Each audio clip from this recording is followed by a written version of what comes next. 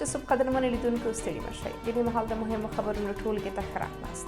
په سر کې د مهمو خبرونو سرټکي. د طالبانو تر حاکمیت لاندې د نشه یي توکو د کښت زیاتوالی. ملګري ملتونه وایي چې روان کال په افغانستان کې 433 ټنه کوکنار تولید شوي. So our focus for International Education Week د افغان خبریالانو سره د امریکا سفارت شارج دافیر مجازي غونډه. دې کار وایي چې امریکا په افغانستان کې مهمې امنیتي ګټې لري.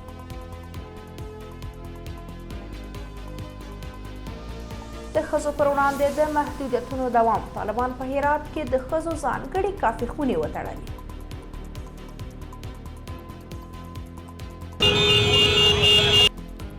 او د اسرائیل او لبنان حزب الله ترمنځ د اوربند رسمي پیل.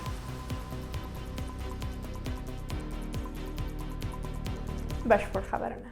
د ملګرو ملتونو له نشه یي توکو او جرمونو سره د مبارزې ادارې وایي چې افغانستان کې د تیر کال په پرتله د 2023 کال پر مهال د کوکنارو تولید ډیر شوی او په دې کال کې 433 ټنه کوکنار تولید شوي دي.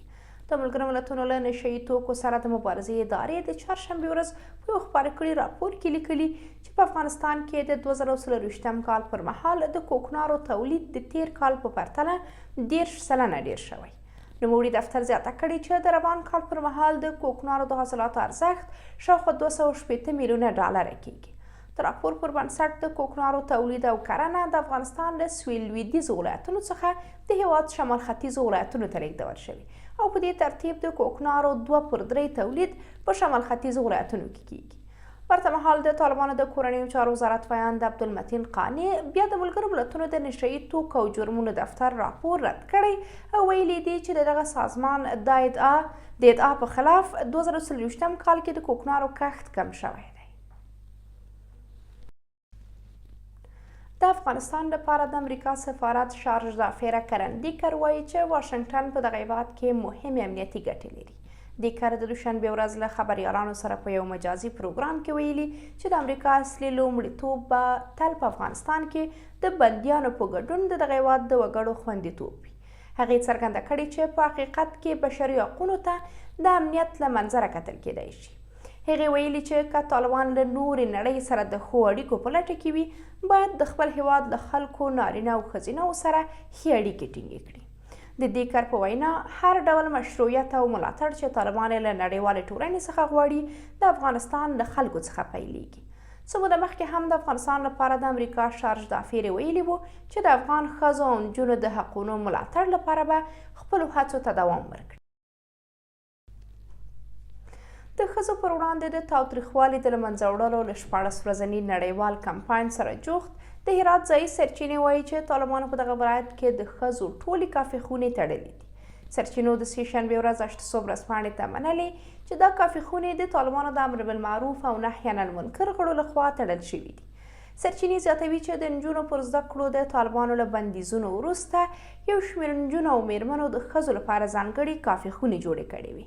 د سرچینې د معلوماتو پر بنسټ په هرات کې د ښځو 15 کافي خونې فعالې وي چې په دې وروستیو ورځو کې د طالبانو د امر بالمعروف او نهي عن المنکر غړو لخوا د موسیقي غږولو او د ښځو د تګ راتګ له کبله تړل شوي دي.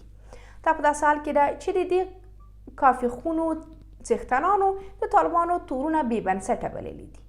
طالبانو تر اوسه په دې تړاو په رسمي ډول څه نه دي ویلي. نړیوالو رسنیو راپور ورکړی چې د اسرائیل او لبنان حزب الله ترمنځ په رسمي ډول اوربند پیل شوی دی. الجزیرې لیکلي چې د اوربند هوکړه د چهارشنبې ورځ د سهار له 4 بجو څخه عملي شوې. د اسرائیلو پوځ ویاند دانیال هاګاري ویلي چې د اوربند هوکړې له عملي کېدو سره د دغه هیواد پوځیان لا هم د لبنان په سویلي سیمو کې په خپلو مرکزونو کې ځای پر ځای دي. اسرائیلو د لبنان د سویلي سیمو له اوسیدونکو څخه غوښتي چې د تخلیه شویو کلو پر لور د حرکت نه کوي. د معلوماتو پر بنسټ د اسرائیلو پوځ دې اوسیدونکو ته خبرداری ورکړی چې د بیرته ستنېدو په وخت په هکله خبرتیا ورکول کیږي.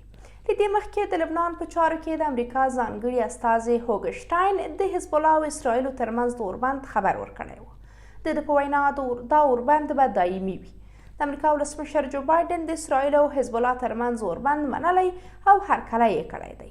یادونه ده چې د لبنان پر ځینو سیمو د اسرائیلو له څو میاشتنیو بریدونو وروسته 3830 کسان وژل شوي او لږ تر لږه 15859 نور ټپیان. قدرمنو لیدونکو دا زموږ د دې مهال مهم خبرونه. تر بیا د خدای پامان.